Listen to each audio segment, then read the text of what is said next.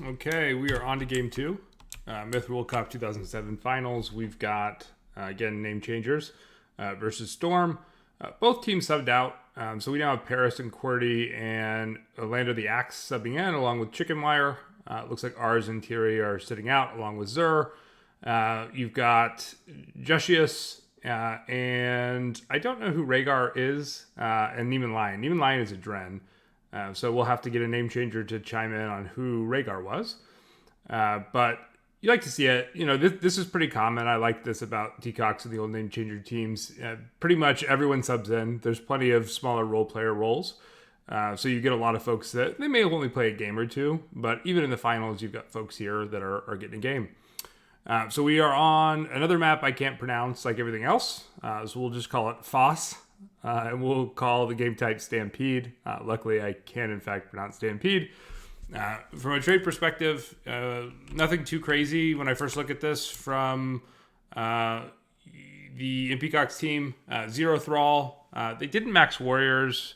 2, 4, 6, 8. So we got 12 Pus and 3 Dwarfs, and then a few Archer squads. Looks like they're just doing mixed squads. You've got a couple dedicated Warrior folks. And likely a goal pack as well.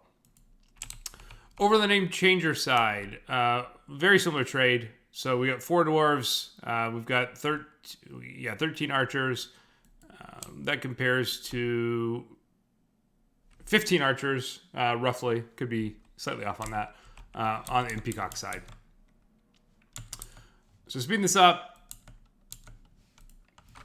So once again, right off the bat, we see 2 very different strategies. It just jumps right out at you. You've got a 3-way split again from Peacocks. So you've got Zur, heading south. You've got Paris heading mid, along with Grim. You've got Orlando the Axe or Cancersaurus, going over here on the west. Meanwhile, on the name changer side, Ska is sending almost everyone, with the exception of a goal pack, straight north. So this is interesting. I would almost call this like it's a rock paper scissors strategy. If, as if for instance, Peacocks had been rushing south or rushing to try to get to this flag, there's nothing name changers would really be able to do. But they're betting that if they do that, then they're going to be able to do the exact same thing and do an aggressive push. Is it really a rush? You got a bunch of archers, so I think their goal here is to catch Peacocks out of position, have the tempo advantage, and get some pigs in. Okay, so we'll speed this up a bit. So if we stop the game right now, so 2 problems, it looks to me, for the Peacock side.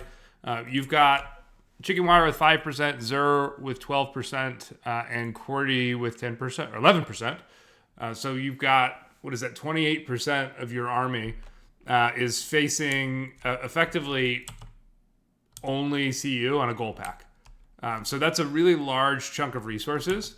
And that's not even counting obviously your pegs, which are showing up as a big percent, but are not really. So that's an issue. I didn't count the number of pigs each team traded for. I forget if that's a variable thing, so we'll just do that quickly.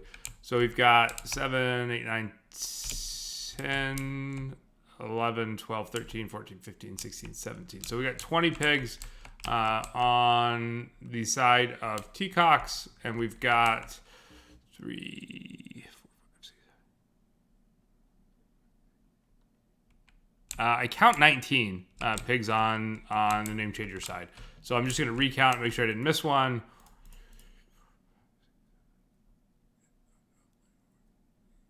Yeah, 19. So Pus comes in. Does looks like it takes out at least 1 pig. So decent Pus there from QWERTY. Still not a lot of reaction. It looks like Zur at this point is realizing he does need to shift. But he's in a position where he's scared to, because if he shifts too far, Jussius could rush him along with the goal pack. So you actually see that in the chat. Jussius is saying he's going to kill Zur. So as a result, you see Zur actually has to track backwards. So you've got so much of your fighting force that's just out of position on the Peacock side. And Zur's still going to have a hard time because Jester's cutting him off. So meanwhile, push continues. The goals are successfully, scaring the pigs from the Peacock side of being aggressive. Which, there's just all that's keeping them from the flag is this goal pack. So Chickenwire went and tried to make a play with his goal pack onto the pigs. Didn't work out. I would say in hindsight, having Chickenwire come in and deal with this goal pack while Qwerty escorts these pigs, you could really get all of them in if they'd be focused on that. And they've already killed a couple pigs here. So I think that would have been the play if you're able to make a mid-game adjustment. That's probably what I would have suggested. But it's a lot harder to do that when you're feeling this much pressure. And I think there was a lot of desire on the part of Chickenwire to make sure that Scott didn't get all of his pigs in for free. So a couple more passes here as Impecox is still trying to desperately react and get over here to block off this flag. At this point, you've got the last remainder of Grimm's units that are trying to pick off a couple of pigs, whereas Ska is retreating, thinking at this point, if we can just clean this up, we'll get in. So now they're down to 7 pigs alive. They do manage to get those in. They are down 9%, but a lot of that percentage is all of the pigs on the Teacock side. So they're finally doing what I suggested, it looks like, where Qwerty is finally now making a move along with Storm. Again, they've got 6 pigs in on the Name Changer side. Still a lot of pigs alive here. So CU is doing his best to harass these. You can see that 3 goal hits kill a pig. So they've got a long way to go. So just fast forwarding here, a lot of dancing. None of these units matter anymore. There's really nothing for either of them to do. Zur is still alive. Honestly, Zur didn't really have an impact on this game at all. He was just taken out of it completely. So just fast forwarding here. This is interesting. I think the big decision point here. These cornfields are notoriously awful with pathfinding.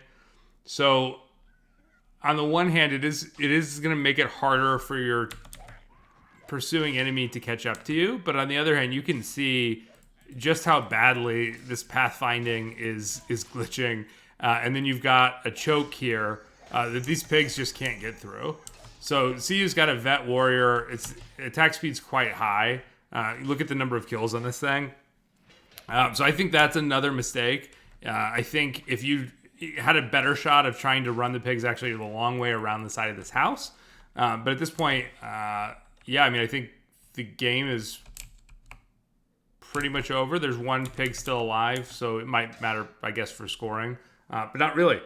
So that's the end of game 2. Another, very interesting strategy, all one way for the part of Ska. More reactive on the side of Impecox. I think, looking at the damage, CU looks like the MVP. I say that is true. That goal pack basically won them the game. Shout out to Ska, from a strategy perspective. On the Teacock side, OTA did a ton of damage. So he did his best up here, kind of on his lonely own. I would say, Zur, Chickenwire, and Qwerty could have been a little bit more assertive in their decision-making in terms of shadowing that goal pack and forcing the issue. If I was going to have a critique, but otherwise, again, a very close game. Came down to, the cornfield of death, which is hard to get closer than that. So we will go on to game 3.